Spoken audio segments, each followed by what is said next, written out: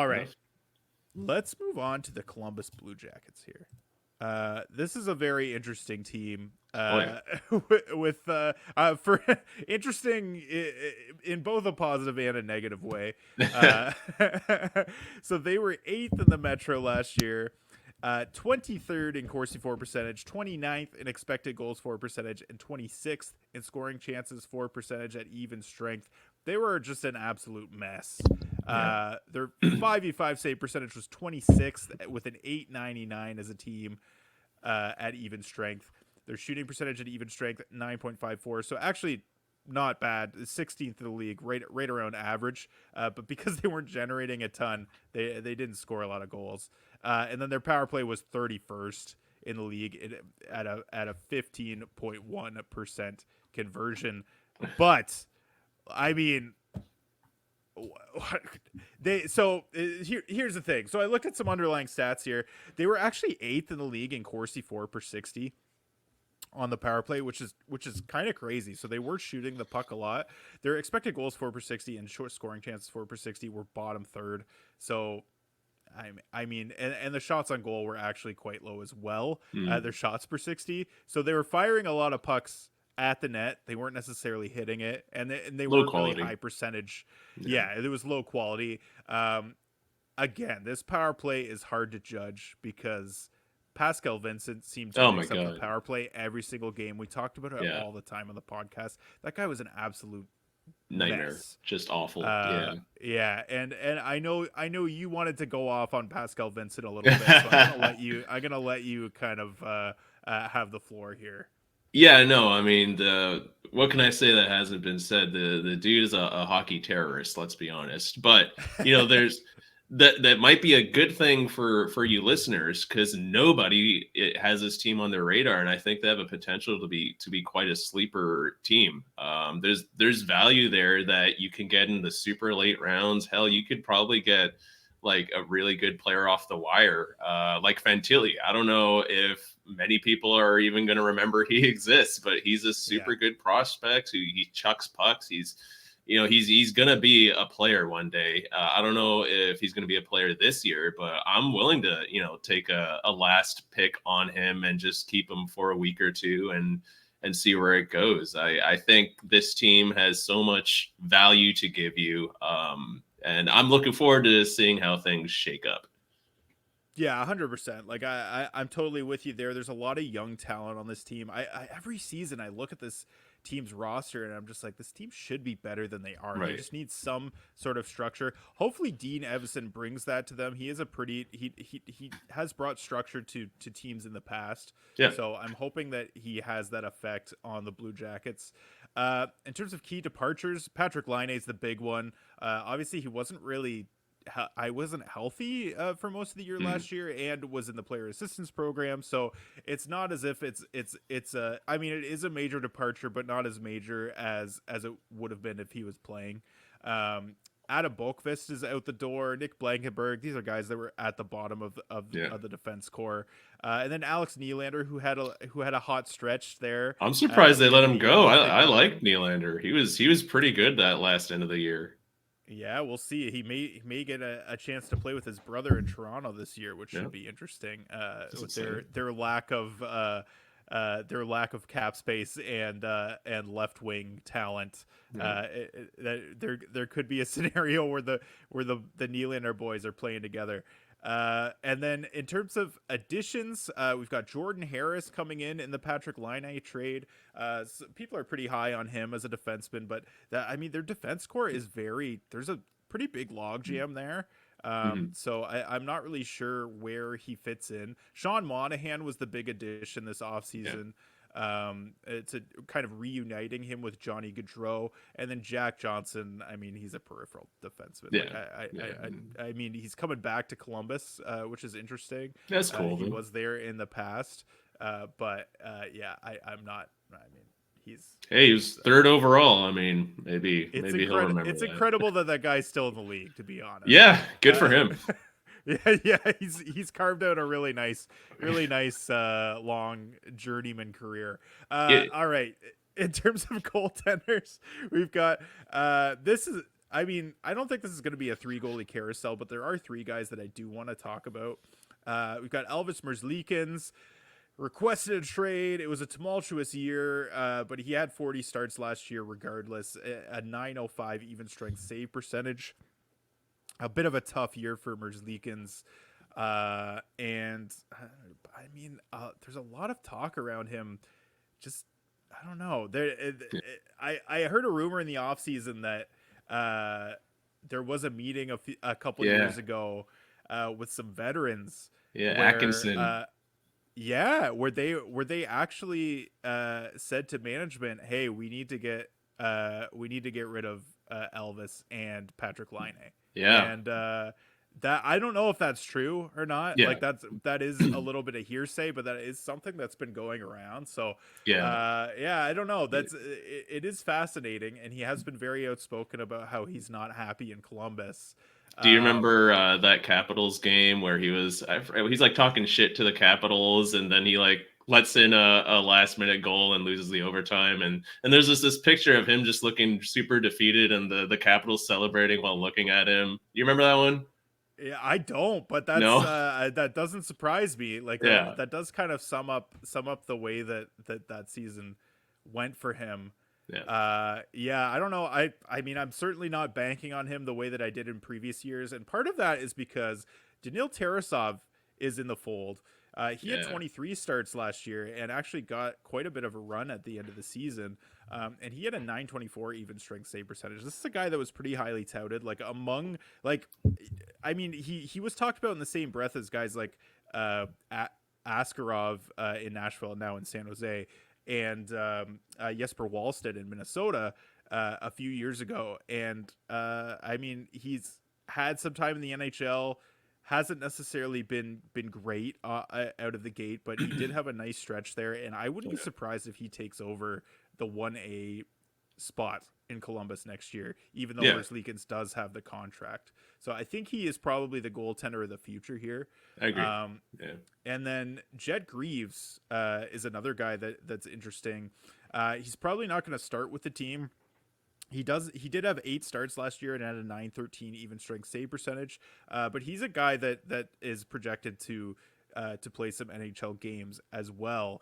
So if either of those guys goes down, I think Jet Greaves is going to be a guy that's going to get some time. So and I think that could be the tandem of the future, Tarasov and Greaves, if Merzlikins does end up getting moved. So that's a guy certainly to have in the back of your mind. Not a guy I hate drafting. But Dean Evison, Dean Evison likes his defensive structures from what few Minnesota games I've watched. So, the best way to value a goalie is by looking at the defense in front of them. And if Dean can, really, maybe even make a bit of a trap game in front of them, I'd love Tarasov, at least on my watch list. Yeah, 100%. And like, it's not as if this defense has a lack of names. Like, right. There are players on this team. Like I it's baffling to me. Like I just think that the coaching has been such a disaster. Yeah. And then the previous year, I remember the start of last year in the team previews, we were talking about how you could throw everything out because they had so many injuries the prior year. But then this year it's like you could throw everything out because their coaching situation was so bad. It's like, okay, we'll keep making excuses, but at some point they got to start figuring it out. But it's only been 21 years. They'll be good one day. Yeah, exactly. All right, let's go into the schedule quirks. So they have 12 back-to-backs. That's right in the middle of the league, tied for 16th. 21 off nights, tied for 29th. So actually not a ton of off nights for this team. Yeah. Their playoff schedule from weeks 22 to 24, 10 games, 5 off nights. It's kind of middle of the pack. And then 23 to 25, they actually have 13 games, which is tied for first during that stretch. Only 4 off nights, but are playing a ton of games in that last stretch of the season. So they could be a nice option for your playoff schedule. Some of these guys here, and maybe nice streaming targets because there are a lot of streamers on this team for sure. Yeah. Not a ton of guys that I think will be guys that you're holding on your roster for the entire year. Yeah. All right. Let's talk about the power play. So we've got my power play projection is that if they load up power play one, and I'm not really sure if that's going to be the case, but in Minnesota, Dean Evison did load up a power play one, so I'm going with that thought in mind. I think if they're going to load it up, it'll be Sean Monahan, Johnny Gaudreau, Kirill Marchenko, and one of Adam Fantilli or Boone Jenner as the fourth forward there. Depends on what they want. If they want a net front guy, Boone Jenner's probably the guy. But Fantilli has so much offensive upside. Like I think he's got to be in the mix there too. And then Zach Werenski, obviously, like he's the clear cut. That's a power star. play one option. Love Zach Werenski. What do you think, man? What do you think of this power play projection here? Yeah, it sounds about right. Okay, Zach Werenski, that's the guy I'm most excited about. Every year, like for the past like 3 years, I got Werenski like in the double-digit rounds here and there, and I'm so excited, and I'm like, wow, I'm gonna win this, and then the dude either gets injured or worse, has to deal with Pascal Vincent. But this year, I think this is the year where he's going to pay off. His ADP is pretty good, and this could be it's like a 2D. It could be a 1D if everything like really goes well, but I'm not going to go there. But yeah, I'm excited for Werenski, and he certainly has 1D upside, that's for sure. Like when I wrote an article about ADP values, just a sneak peek for the Apples and Ginos fantasy hockey guide that is coming out in a few days. September 1st is the target date for when that's coming out, so keep an eye out for that on the Apples and Ginos Patreon. Just a little plug there, but I did write an article about ADP values, and he was the number one guy on the list. Nice. Because I just think sense. That he has the potential to be one of the best, one of the better defensemen in the league this year if he can play 82 games. And I'll get into that when we talk about defensemen, but let's talk about forwards right now. So there are a lot of guys that I projected here. It's going to be a bit of a mouthful. We don't have to go through every single one. I am interested in talking about Sean Monahan a little bit, though. He's kind of had a bounce back year with Montreal and Winnipeg last year.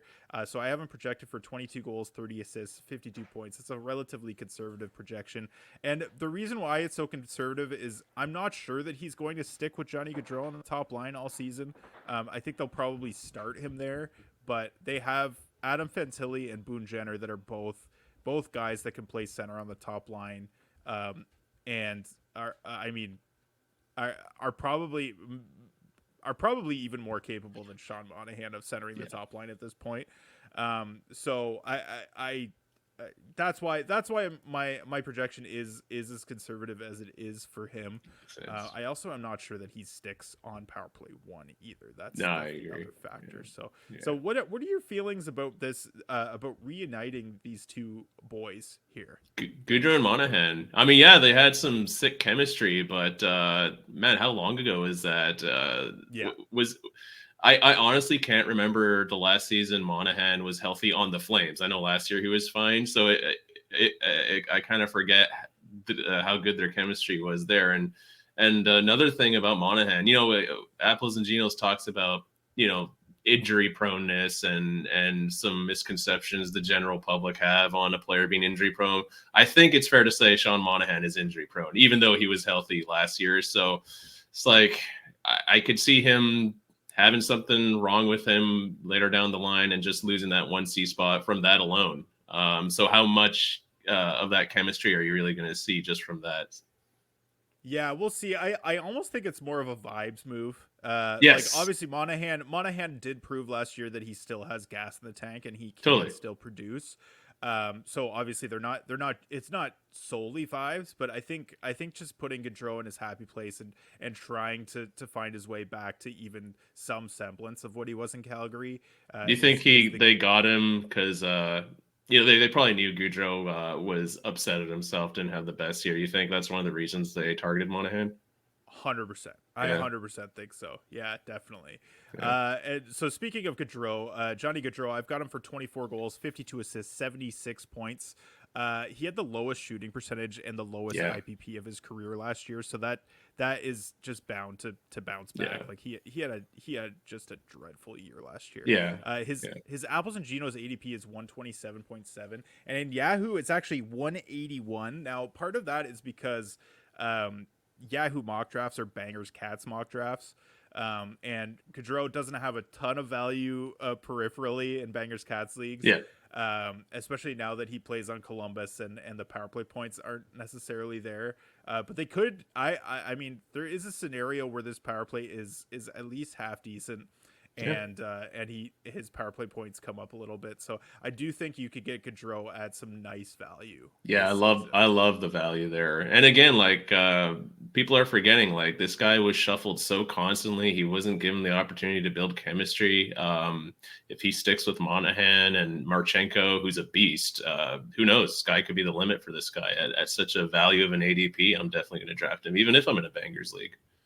For sure. I've got Kirill Marchenko as the other forward on that top line. I have him for 27 goals, 24 assists, 51 points, which would all be career highs, but they're not that crazy. They're not like it's not a crazy projection based on what he's done in his first couple seasons. His Apples and Genos ADP 213. He's not drafted in Yahoo. A lot of these guys are not even being drafted in Yahoo. I love that. And a lot of I love them that. are a lot of them are probably guys that you're not going to hold on your roster all season. Kirill Marchenko is probably like a high caliber streamer, Mhm. but Yep. with potential to be a hold. Yep. Adam Fantilli is the one guy though. I've got him projected for 24 goals, 32 assists, 56 points. He had a 45-point pace last year, basically playing on the fourth line for a good chunk of it, and then he got injured. And that's his rookie season. So, I mean, I could see him busting through even more than this 56 points if he has nice deployment for the year, if he gets power play time. So Fantilli, I'm really high on. I think it's Yeah. going to be huge value there. Not getting drafted in Yahoo at this point. Pretty low I on love the that. on the Apples and Genos ADP as well.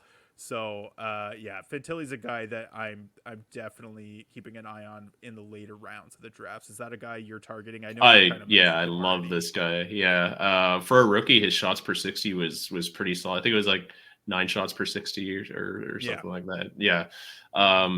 And he's only going to improve from here. Again, I think it's so valuable for especially rookies to just build chemistry with other players. How does Johnny Gaudreau pass me the puck? What's the positioning I can expect from Monahan? He's still a kid. He's not. I don't even think he's 20. So hopefully he doesn't end up in Dean Evison's doghouse and is able to stick with his line mates. Yeah. Yeah, for sure. I'm just gonna run through a few of these other names. Like I'm not even gonna go into the projections, but Kent Yeah. Johnson, Igor Chinnikov, Cole Sillinger, Dmitry Voronkov. Those are all guys that are definitely going to be streamers this year. Absolutely. I do think there is some value. Cole Sillinger gets a ton of hits and blocks and was pretty highly touted. They're all really young, Yeah. so there is an opportunity for any of them if they get a nice spot in the lineup to potentially pop. But I just don't know. I don't know if any of them will get that.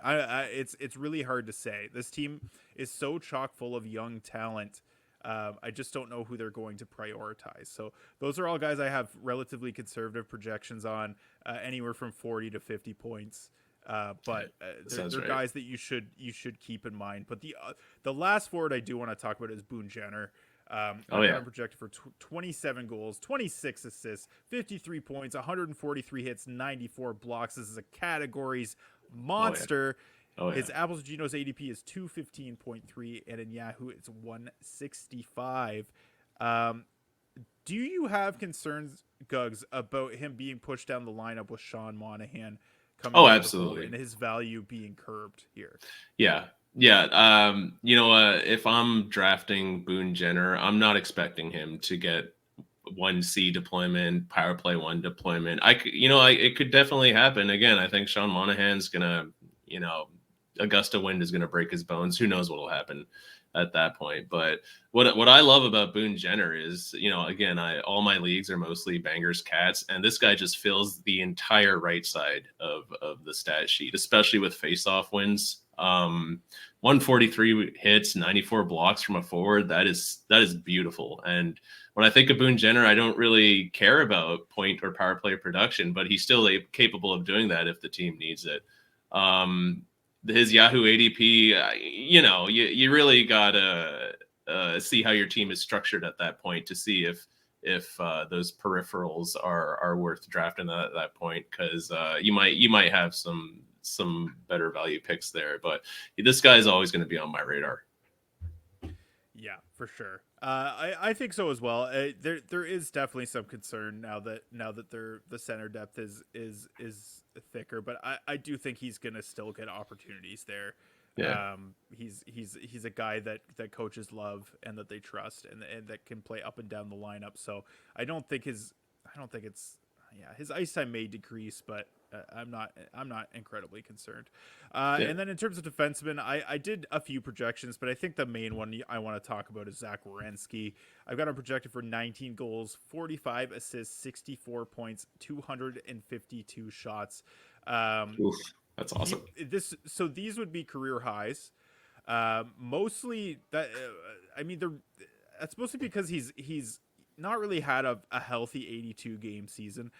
Last season, he did play 70 games and had a 66 point pace with the second lowest shooting percentage of his career, and that's with Pascal Vincent looming over him. So it's like this guy does have the potential to really pop. Yeah, absolutely. He gets blocks too. Like he does pretty almost well 2 blocks per game last year. That's pretty awesome, coupled in with the shots and the point production. I love this guy. Yeah, for sure. Like this is a guy that shoots almost as much as any defenseman in the league. Like he's right up near the top in terms of shot rates every season. With the big guys like Cale Makar and Roman Josi just behind those guys. So this is a guy that I think if he could have a full 82 game season and there's any structure at all, like he could really pop. And his Albus and Gino's ADP 52.6, I think that's pretty reasonable. I actually think I'm probably bringing it up because in the best balls I was picking him in like the 4th round basically every time.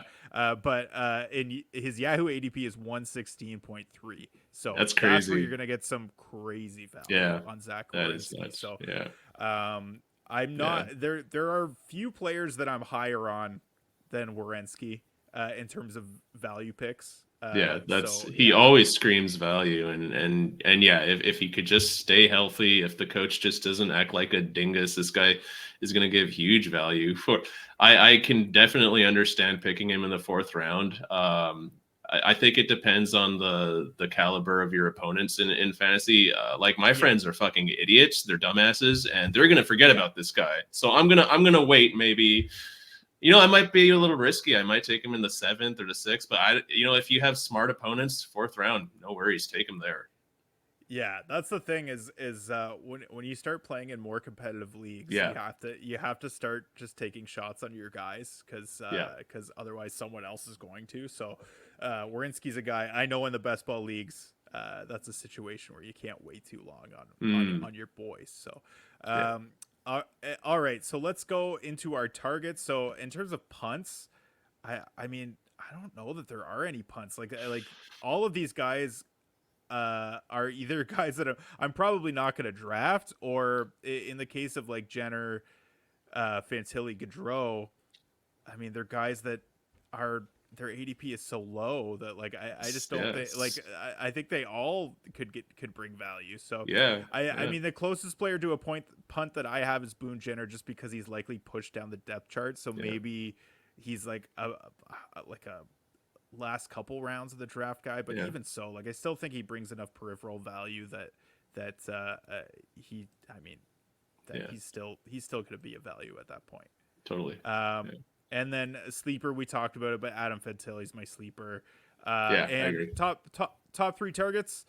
No surprise based on the conversations we've had: Zach Werenski, Adam Fantilli, Johnny Gaudreau. Is there anyone else other than those 3 that you would be targeting? No, those are the big boys. Again, and do you do categories leagues or are you mainly points? I do cats leagues as well. Yeah, Cats for leagues, yeah, sure. yeah, yeah. I would add Boone Jenner there, but not anywhere before maybe the 11th round. I'd take him post 11th round if you have a categories league with PIMs and face off wins. If you don't have face off wins, I'd wait even further for him.